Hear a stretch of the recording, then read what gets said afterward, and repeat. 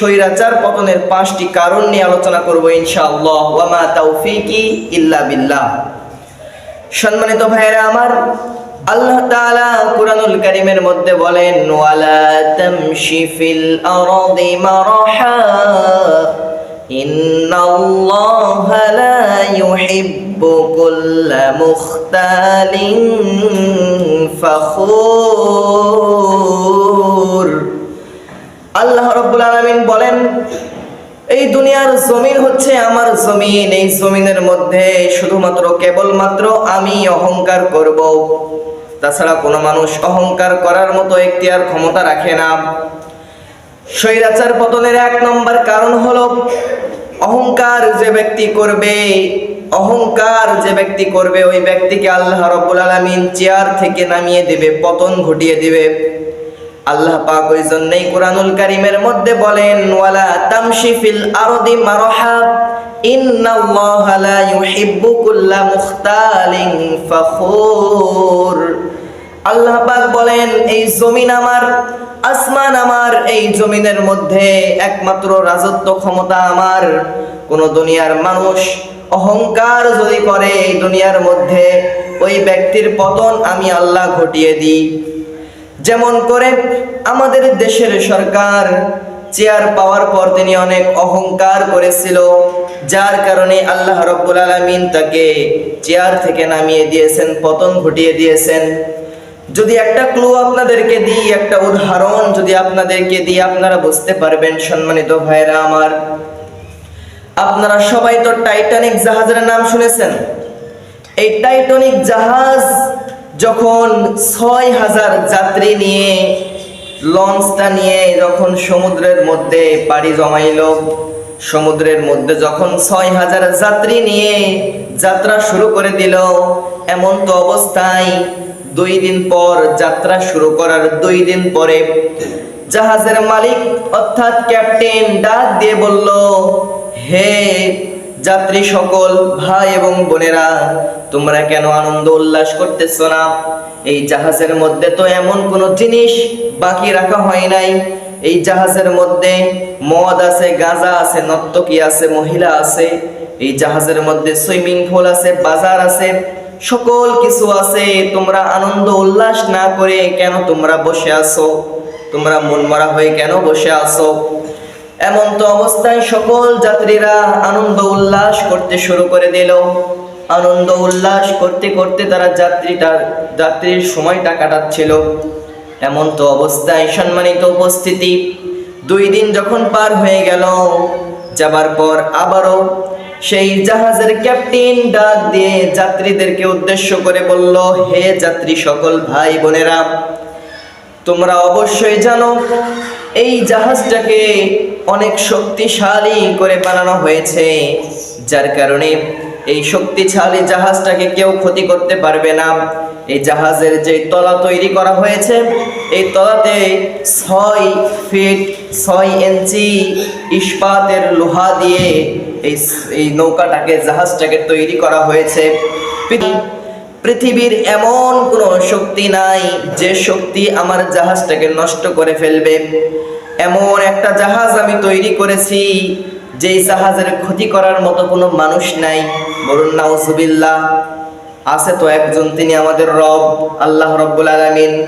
আল্লাহ রাব্বুল আলামিন বললেন, হে জাহাজের ক্যাপ্টেন, তুমি তো অহংকার করে এই কথা বলে ফেলেছো। তোমার অহংকারের জন্য তোমার একটা ক্ষতি হয়ে যাবে। এখন এই জাহাজটা যখন, জাহাজের মালিক যখন এই অহংকার করে বলতে লাগলো, আমার জাহাজের ক্ষতি কেউ করতে পারবে না, এমন তো অবস্থায় সম্মানিত উপস্থিতি, আল্লাহ রাব্বুল আলামিন সাগরের পানিকে হুকুম করে দিলেন, আর সাগরের পানি ছোট্ট একটা বরফের দানায় পরিণত হয়ে গেল।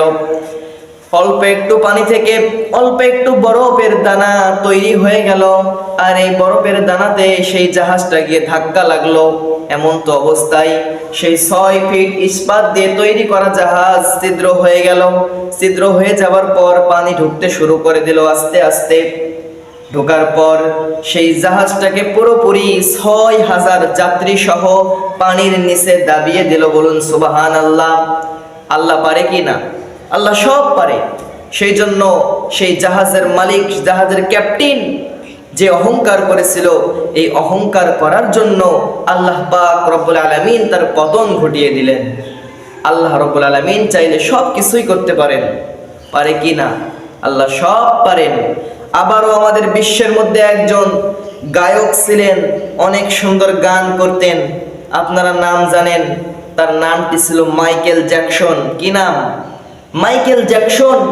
এই মাইকেল জ্যাকসন যখন মানুষের কাছে গিয়ে গান বলতো, স্টেজে উঠে যখন গান বলতো, তার জনপ্রিয়তা এতই বেড়ে গিয়েছিল, তার টাকা পয়সা এতই হয়েছিল, যার কারণে তিনি অহংকার করতে শুরু করে দিয়েছিল। সম্মানিত ভাইরা আমার, এই টাকা পয়সা নিয়ে তিনি অহংকার করে বললেন, আমি এই দুনিয়াতে 50 বছর নয়, 100 বছর নয়, এই দুনিয়াতে আমি 1500 বছর বেঁচে থাকতে চাই। বলুন নাউজুবিল্লাহ। তিনি বেঁচে থাকার জন্য যেই চেষ্টা করলেন, আল্লাহ রব্বুল আলামিন তাকে বেঁচে থাকার ক্ষমতা দিলেন না। তাকে আল্লাহ রব্বুল আলামিন 50 বছর বয়সেই তার মৃত্যু দান করে দিলেন। আল্লাহ চাইলে কিন্তু সবই পারেন। এই জন্য আমাদেরকে অহংকার করা যাবে না। অহংকার করেছিল ফেরাউন। এই ফেরাউন অহংকার করার কারণে এই ফেরাউনকে আল্লাহ রব্বুল আলামিন নীল নদের মধ্যে ডুবিয়ে চুপড়িয়ে মেরেছেন। আল্লাহ পারে কি না?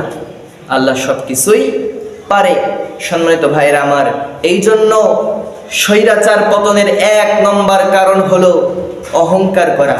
এই অহংকার যদি কেউ করে, আল্লাহ রাব্বুল আলামিন তার পতন ঘটিয়ে দেয়।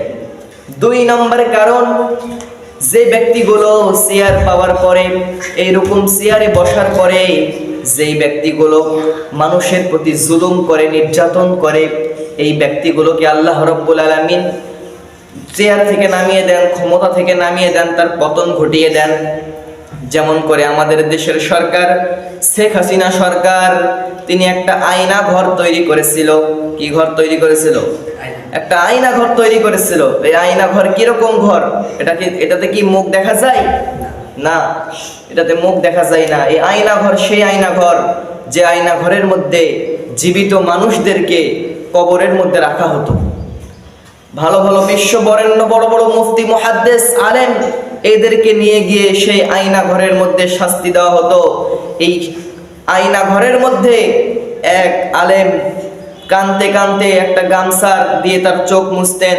তিনি সেখান থেকে বাইর হবার পর ঘোষণা দিয়েছেন, যদি এই গামছাতে আমি যেই পানিটুকু মুছেছিলাম, এই পানি যদি গামছাতে না মুছে বাহিরে ছেড়ে দেওয়া হতো, একটা নদীতে পরিপূর্ণ হয়ে যেত।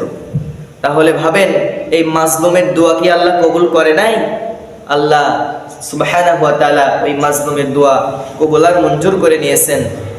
এই জন্য আমরা সকলেই চেষ্টা করব, আমরা জুলুম করব না, নির্যাতন করব না, তাহলেই আল্লাহ রাব্বুল আলামিন আমাদেরকে ভালোবাসবেন, মহব্বত করবেন। আর ক্ষমতা পাওয়ার পর, চেয়ার পাওয়ার পর আমাদেরকে জুলুম করা যাবে না, নির্যাতন করা যাবে না, তাহলেই আল্লাহ রাব্বুল আলামিন আমাদেরকে ভালোবাসবেন। 3 নম্বর কারণ হলো, যে ব্যক্তিগুলো চেয়ার পাওয়ার পরে, যে ব্যক্তিগুলো ক্ষমতা পাওয়ার পরে যারা আলেম ওলামাদেরকে ষড়যন্ত্র করে, আলেম ওলামার ক্ষতি করতে চায়, এদেরকে কিন্তু আল্লাহ রাব্বুল আলামিন ভালোবাসেন না। এদেরকে কিন্তু আল্লাহ রাব্বুল আলামিন ক্ষমতা থেকে নামিয়ে দেন, তাদেরকে পতন ঘটিয়ে দেন।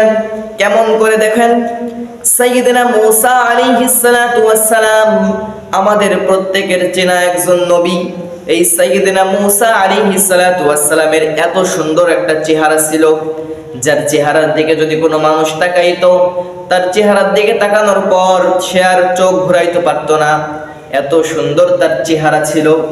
সম্মানিত উপস্থিতি, আল্লাহ রাব্বুল আলামিন সাইয়্যিদনা মূসা আলাইহিস সালাতু ওয়াস সালামকে এত সুন্দর উজ্জ্বল একটা চেহারা দান করেছিলেন, নববী চেহারা দান করেছিলেন, হেবি সুন্দর একটা চেহারা।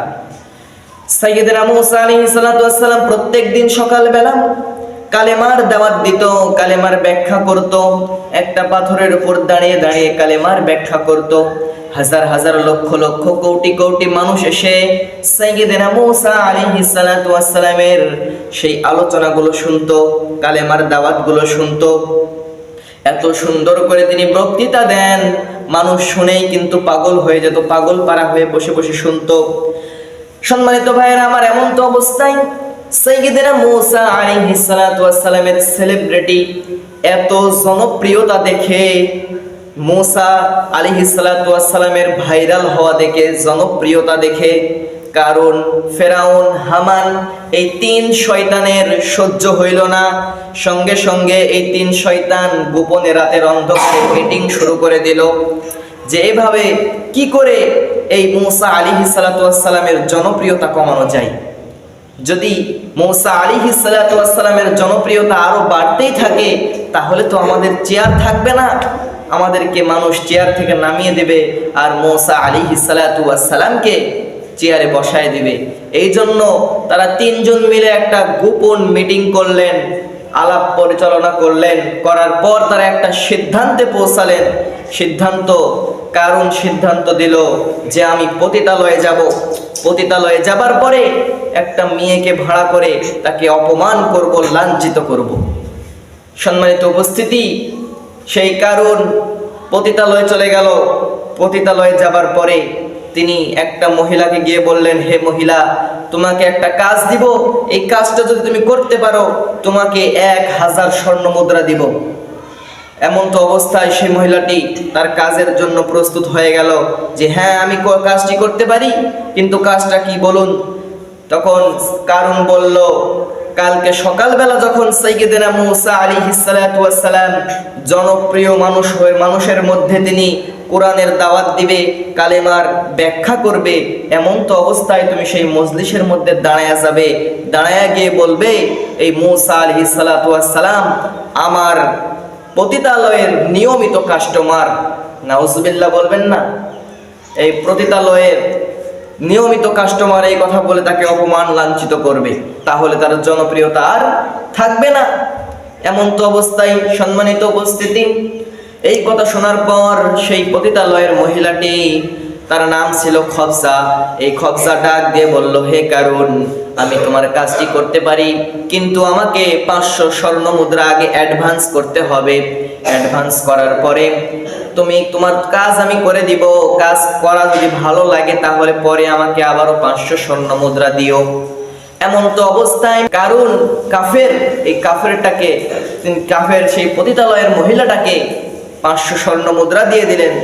500 স্বর্ণ মুদ্রা নেওয়ার পর সেই মহিলাটি সেই ওয়াজের মাহফিলে উপস্থিত হয়ে গেছে। ওয়াজের মাহফিলে যাবার পরে যখন আলোচনা জমে গেছে, মোটামুটি পয়েন্টে যখন আলোচনা চলে আসছে, এমন তো অবস্থায় কারণ সেই খবজাকে ডাক দিয়ে বলে, খবজা ওঠে যা বল, তাকে অপমান কর, লাঞ্ছিত কর। এমন তো অবস্থায় খবজা বলে, আমি পারবো না। তার কারণ হলো আমি মূসা আলাইহিস সালাতু ওয়াস সালামকে আর আগে কখনো দেখি নাই, এবারই প্রথম দেখলাম। এমন তো অবস্থায় এই কারণের কথা শুনে সেই খবজা বললেন, আমি এই কাজটি করতে পারবো না, কারণ তিনি আল্লাহর নবী, তিনি আল্লাহর নবী পাত্র, তিনি নবী একজন, তিনি মূসা আলাইহিস সালাতু ওয়াস সালাম, যার মুখ থেকে এত সুন্দর সুন্দর কোরআনের কথা বের হয়, তিনি কিভাবে পতিতালয়ে যেতে পারে, তিনি কিভাবে জানা করতে পারে, যার কারণে আমি এই কাজটি করতে পারবো না। কিন্তু কারণ তাকে জোরাজুরি করার কারণে তিনি দাঁড়িয়ে গেলেন। দাঁড়িয়ে যাবার পর বললেন, হে লোক সাধারণ, আমাকে কারণ 500 স্বর্ণ মুদ্রা দিয়েছে আর এই কাজটি আমাকে করার জন্য বলেছে, কিন্তু এই কাজ আমি করতে পারবো না।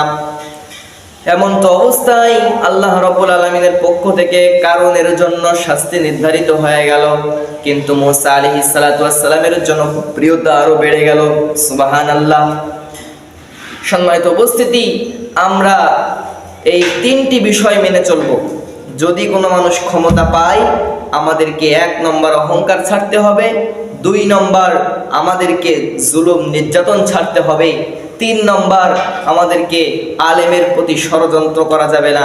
আলেমদেরকে, বরেণ্য বিশ্ববরেণ্য আলেম, মুফাসসির, মুফতি, এদেরকে শত্রুতা করা যাবে না, এদেরকে ভালোবাসতে হবে, মহব্বত করতে হবে, তাহলেই আল্লাহ পাক আমাদের সকলকেই ভালোবাসবে। সম্মানিত উপস্থিতি, স্বৈরাচার পতনের 5টি কারণের 3টি কারণ আমি বলতে পেরেছি, আর সময় সংকীর্ণ, যার কারণে আমি আর দুইটি কারণ বলতে পারছি না। আল্লাহ রাব্বুল আলামিন যদি তৌফিক দান করে, আমাদেরকে যদি বেঁচে রাখে, সামনে জুমআয় আবারও এই দুইটি কারণ তুলে ধরার চেষ্টা করব ইনশাআল্লাহ। ওয়া মা তাওফিকি ইল্লা বিল্লাহ। আল্লাহ রাব্বুল আলামিন আমাদের সকলকে কুরআন এবং হাদিসের সহিহ বুঝ দান করুক, বলুন আল্লাহুম্মা আমিন।